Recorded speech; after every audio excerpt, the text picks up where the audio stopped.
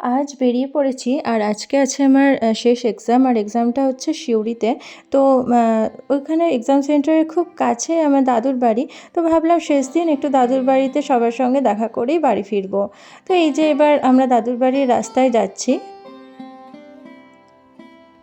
আর গল্প করতে করতে পৌঁছেও গেলাম। ওখানে গিয়ে না আমার ভীষণই খিদে পেয়ে গেছিলো। তো খাওয়া দাওয়া করে আমি নিচ্ছিলাম একটু রেস্ট। তারপর হঠাৎ মা আমাকে ডাকলো। মা বললো যে মারা নাকি এখন পেয়ারা পাড়তে যাচ্ছে বাগানে। তো আমিও উঠে চলে এলাম মায়ের পেছন পেছন। আর সাথে আছে আমার পিসি আর আমার একটা ছোট্ট ভাইজি।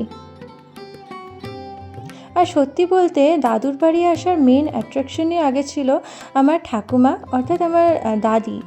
কারণ দাদির সাথে কাটানো সময়গুলো ছোটোবেলায় খুবই ভালো ছিল, সেগুলো বলে বোঝানোর মতন নয়। কিন্তু দাদি চলে যাওয়ার পরে ঠিক সেমভাবে আমাদের পিসি সেরকমই আদর যত্ন করে, তাই কখনো এসে এখানে আলাদা কিছু মনে হয়নি। একদম নিজের মতোই লাগে আর একদম নিজের বাড়ির মতন একটা ফিল হয়। তারপর আমি বাগানটা ঘুরে ঘুরে দেখছিলাম। আর এই যে সিঁড়িটা দেখছো, এটা ছিল একটা পুকুরের ঘাট আর এরপরেই ছিল পুকুর। কিন্তু কিছু সমস্যার জন্য আমাদের এই নিজস্ব পুকুরটাকে বুঝিয়ে ফেলতে হয়। আর পাঁচিলের ওই পাশটাতে পুকুরের একটুখানি অংশ এখনও পড়ে আছে, হয়তো এই বর্ষাটাই থাকবে, তারপর শুকিয়ে যাবে। তারপর আমি ভেতরে এসে আমার এই ছোট্ট মিষ্টি ভাইজিটাকে একটা পেন্সিল বক্স আর একটা পেন গিফট করলাম। যখনই আসি চেষ্টা করি ওর জন্য ছোটোখাটো কিছু নিয়ে আসার।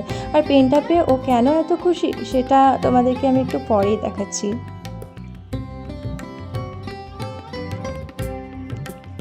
এই যে পেনটার মধ্যে না বিটিএস আর্মিদের ছবি আছে।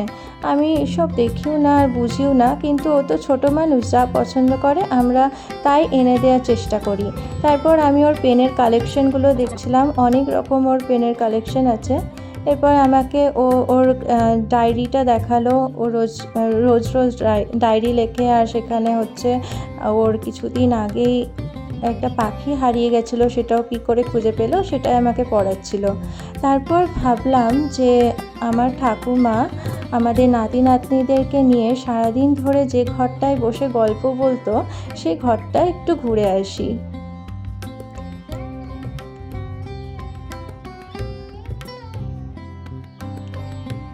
ঘরগুলো ঘোরার পর আমরা এলাম ছাদে। আর ছাদটা না আগে আরও ভীষণ সুন্দর ছিল, চারিপাশটা মানে আরও অনেক মানে ভালো ছিল, কিন্তু এখন পুরনো মানে হয়ে যাওয়ার জন্য রং টং চটে গেছিলো। তো নতুন করে রং করার পর একটু অন্যরকম দেখাচ্ছে।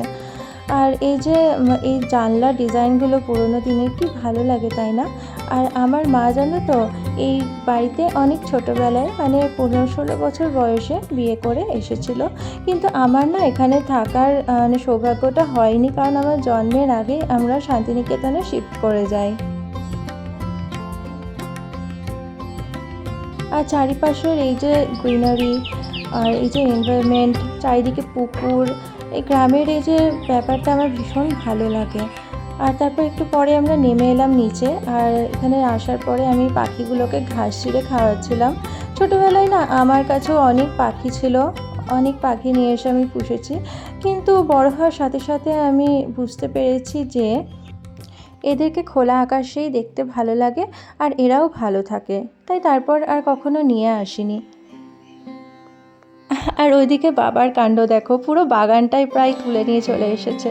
বাবা না এই শাকটা মানে সজিনা শাক খেতে খুবই ভালোবাসে, তাই শাকটা মানে অনেকগুলো শাক নিয়েওছে, আবার গাছও কেটে নিয়ে এসছে। আর পিসির হাতে আছে লবঙ্গ গাছ, আর মা একটা নিয়েছে কারি পাতার গাছ।